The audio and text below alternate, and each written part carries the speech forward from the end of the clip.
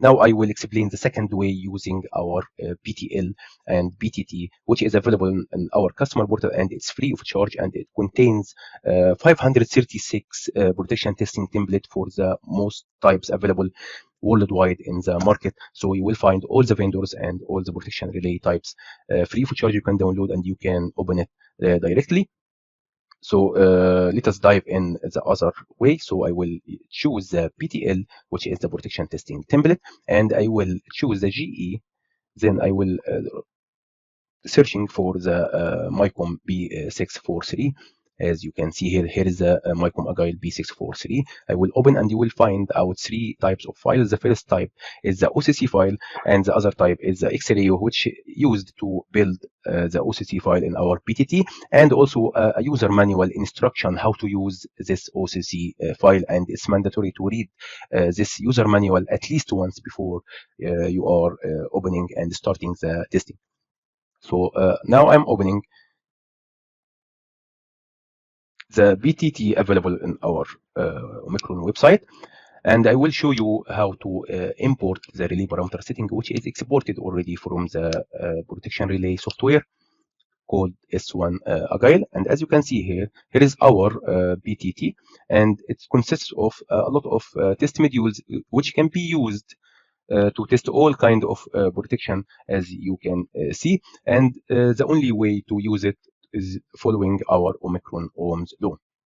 And as you can see, if you open the test object, which is the first step of OMICRON OMS law, which is O, so you can here press the file and import the relay setting, and choose from the different filters we have to import the relay setting. As you can see, for GE relay, inner vista relay, you can choose the .csv, and for SCEL relay, you can choose the .text or TXT setting. But for the OMICRON B643, we can choose the standard filter for the X-ray file, and then you can browse the X-ray which are available. As you can see here, I will import the relay parameter setting, and as you can see here, 124 parameter values have been imported with 0 error. And if you need to check these parameters, you can double click, and it will give you the value changed from the old value to the new value. And if you double click the differential, as you can see from here, it will give you all parameters linked automatically to our relay parameter setting. As you can see here, here is our vector group and number of windings, and here is the rating of the voltage and power vector group also as well. And here you can see the rated nominal current based on the equation, which is the reference power over root mean square of 3 multiplied by the nominal voltage. And if you go to the next step, which is the current transformer, you will find the CT ratio for the 3 winding, as you can see. And here is the star point grounding, which is towards the protected object, and you can see this star point grounding, and you can make sure through the single line diagram of the protection, transformer protection, or the schematic available inside the substation. And if you have a ground current transformer inputs, you can select this button, and you can define the neutral CT in case if you have any neutral CT available in the neutral point. And about the protection device, as you can see, if you are choosing the right protection testing template, it will give you the right bias equation for this type of relay, which is I primary absolute value plus the absolute value of I secondary over K1, and K1 equal 2. And if you open the relay manual, you can see this equation easily, and we will go through more details when we open the protection relay manual. And here you can see the test maximum, which is the maximum test time, and the delay time, which we talked before. And here is the IDEF minimum and IDEF unrestrained, which is directly imported from the relay parameter setting. And here is the current tolerance and time tolerance in relative and in absolute values, which is defined by the relay protection manual technical data.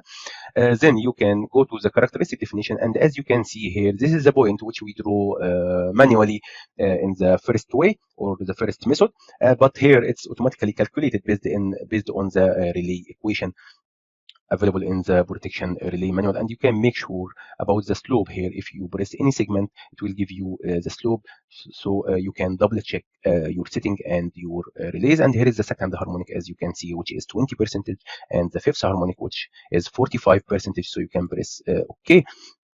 and you can press here OK as well. And after that, you can open any module after identifying the hardware configuration output values and binary input as we explained. So I have a ready-made file just preparing for testing a lot of protection function inside the relay. So as you can see, I imported the relay parameter setting in the MICRON B643, as you can see here, and here is a differential function which we explained before. Then for the hardware configuration, and here is the benefit and the advantage of using this kind of CMC 500, which is a new benchmark in the protection testing. I will select the USH variant.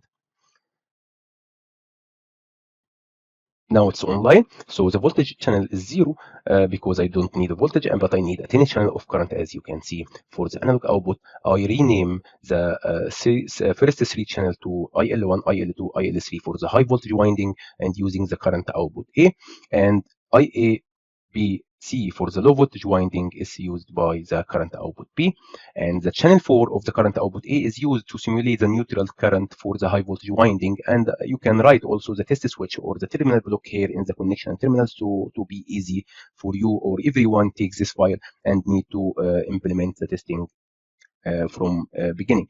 And for the current output C, as you can see, it's used by the tertiary IA, IP, and IC. And for the binary analog input, I configured 4 binary inputs. The first one is for differential, which is dry contact, and you can write here the connection terminal also for the protection relay. And second one for restricted earth fault. The third one for the overcurrent and the earth fault trip, and the fourth one for the start to check the pickup and the drop off for each stage. And no need for the binary output right now, and DC analog input, which can be used to measure the voltage from 0 to 10 volt or from 0 to 20 milliampere in case of you are using transducer testing. And here is the time source, which is not needed in that case. So after you finalize the configuration of the global hardware, you can press OK.